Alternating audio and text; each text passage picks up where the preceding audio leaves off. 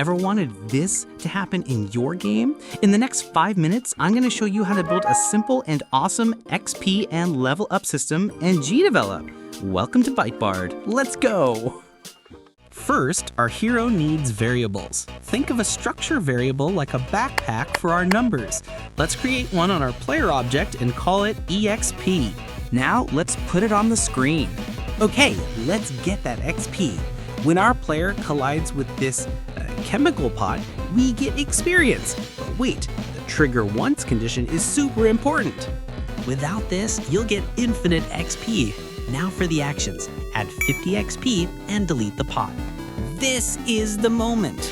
We check if our current XP is bigger than the XP we need.